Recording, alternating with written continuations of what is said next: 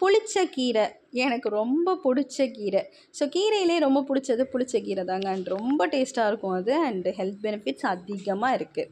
So எப்படி செய்யுதுன்னு பார்ப்போமா? ஸோ அதுக்கு ஃபஸ்ட்டு ஒரு பேன் வச்சுக்கோங்க. நல்லா ஹீட் ஆனதுக்கப்புறமா 1/2 ஸ்பூன் வந்து வெந்தயம் எடுத்திருக்கேன். அண்ட் 1 ஸ்பூன் வந்து கடுகு எடுத்திருக்கேன். ஸோ இது ரெண்டுமே வந்து நல்ல ஒரு அரோமா கொடுக்கும். இது நல்லா வந்து வறுத்துக்கோங்க. இதை வறுக்கிறப்போ உங்களுக்கே தெரியும், இந்த ஒரு அரோமா வந்து உங்களுக்கு ஸ்மெல் வரும். அந்த டைமில் வந்து நீங்கள் ஸ்டவ் ஆஃப் பண்ணிக்கோங்க.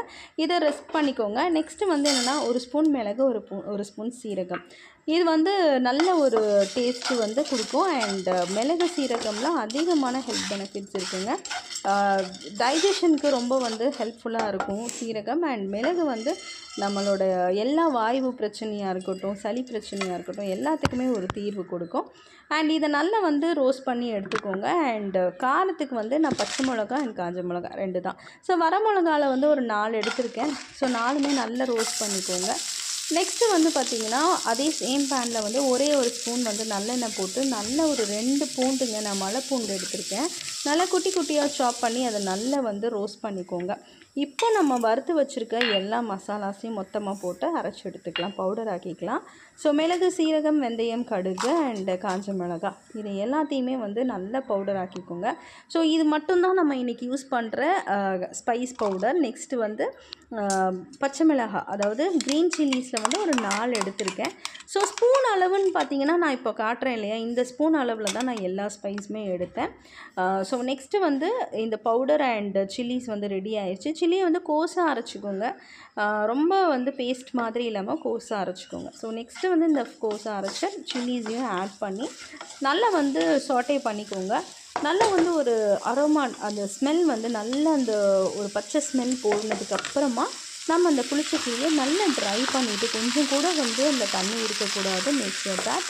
ஏன் அப்படின்னா, இது பிக்கிள்ன்றதுனால, தொக்குனா கூட ஓகே, பிக்கிள்ன்றதுனால கொஞ்சம் வந்து நல்லா ட்ரை ஆனதுக்கப்புறம் தான் போடணும். அண்ட் நமக்கு போடுறப்ப நிறைய மாதிரி தெரியும்.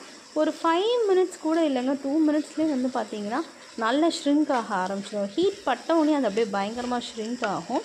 அண்ட் இதுக்கு நீங்கள் எந்த தண்ணியும் ஊற்ற வேண்டாம். அதிலே கொஞ்சம் தண்ணி இருக்கும், அது ரிலீஸ் ஆகும். அதிலே வந்து உங்களுக்கு குக் ஆகிடும்.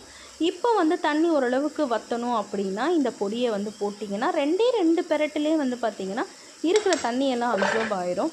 நெக்ஸ்ட் இந்த பாருங்கள், நான் 2 ஸ்பூன் வந்து போட்டிருக்கேன் ஃபஸ்ட்டு. ஸோ அதில் தேவையான அளவுக்கு நீங்கள் போட்டுக்கோங்க. மொத்தத்தும் போடணும்னு அவசியம் இல்லை. நீங்கள் வந்து ஃபஸ்ட்டு டேஸ்ட் பாருங்கள். அது பார்த்துட்டு நம்ம பண்ணிக்கலாம். நெக்ஸ்ட்டு வந்து ஒரு கிட்டத்தட்ட ஒரு 3லேருந்து 4 ஸ்பூன் அளவுக்கு வந்து நான் நல்லெண்ணெய் எடுத்திருக்கேன். ஸோ ஃபஸ்ட்டு ஒரே ஒரு ஸ்பூன் நல்லெண்ணெய் போட்டு தான் வதக்கணும்.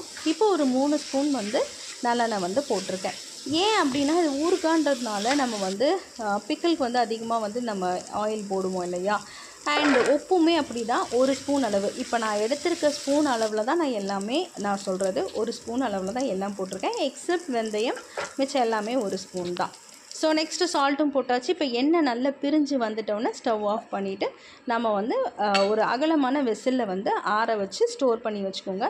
10லேருந்து 15 நாள் வரைக்கும் வெளியில் வச்சு சாப்பிடலாம். 1 மாதம் வரைக்கும் நீங்கள் ஃப்ரிட்ஜில் ஸ்டோர் பண்ணி சாப்பிடலாம். ட்ரை பண்ணி பார்த்துட்டு கமெண்ட் பண்ணுங்கள்.